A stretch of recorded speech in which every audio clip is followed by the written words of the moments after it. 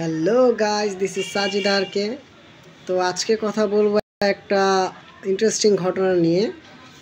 তো আমি কিছুদিন আগে নগদে জব করতাম ডিজিটাল কোয়ারি ম্যানেজমেন্টে। তো তার আগে ছিলাম কাস্টমার কেয়ারে। তো তখন আমি যখন ফার্স্ট জবে ঢুকি, তো একটা কাস্টমার আমাকে কল করে। তো ওনার অ্যাকাউন্টটা আউট ব্লকে সাসপেন্ড করা ছিল। তো আমি বললাম, স্যার কোনোভাবে এটা খুলে দেওয়া পসিবল না, তো আপনাকে অপেক্ষা করতে হবে যখন ওনাদের মেন অফিস থেকে যখন লকটা খুলে দেওয়া হবে তখন আপনার অ্যাকাউন্টটা সচল হয়ে যাবে। তো উনি আমাকে বলে, স্যার আপনার হাতে ধরি পায়ে ধরি, আমার অ্যাকাউন্টটা ঠিক করে দেন।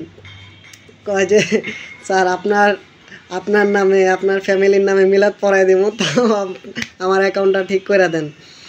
তারপর আমি বললাম, দুঃখিত স্যার, পসিবল না।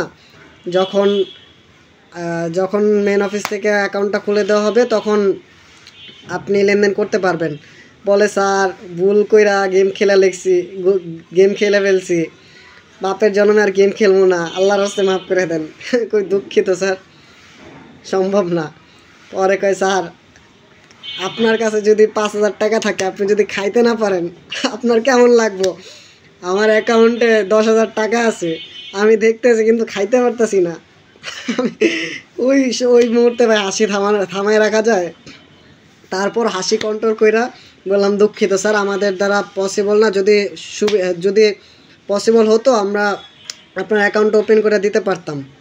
তো বলে যে, স্যার আপনার নামে মিলাদ পড়াই দেবো, আপনার ফ্যামিলির নামে মিলাদ পড়াই দেবো, আপনার একটা লাঠি দেই, আমার মাথা একটা বাড়ি দেন, ভুল হয়ে গেছে স্যার, আর জীবনও খেলবো না।